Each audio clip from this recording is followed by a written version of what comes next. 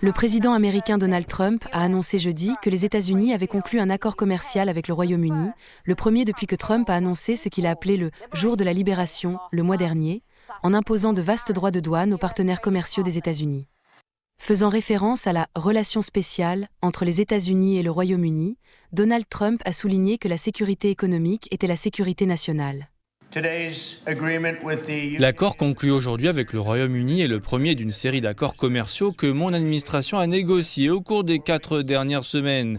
Avec cet accord, le Royaume-Uni se joint aux États-Unis pour affirmer que la réciprocité et l'équité sont des principes essentiels et vitaux du commerce international.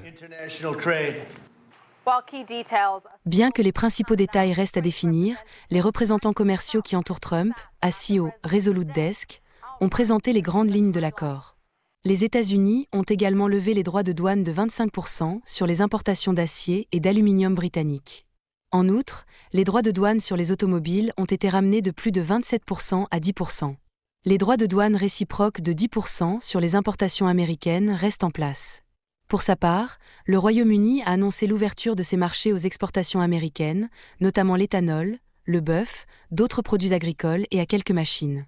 Plus précisément, le Royaume-Uni achètera pour 10 milliards de dollars d'avions Boeing. Quant aux États-Unis, ils importeront des moteurs et des pièces détachées Rolls-Royce sans tarif douanier. Malgré la cordialité entre les deux dirigeants, l'accord n'est pas aussi complet que l'avait annoncé Trump. Il s'agit plutôt d'un cadre englobant des industries de niche qui ouvre la voie à de nouvelles négociations.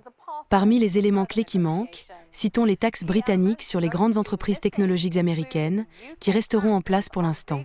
Par ailleurs, les États-Unis ne se sont pas engagés à exempter le Royaume-Uni des droits de douane sur des secteurs clés, tels que les produits pharmaceutiques et le cinéma.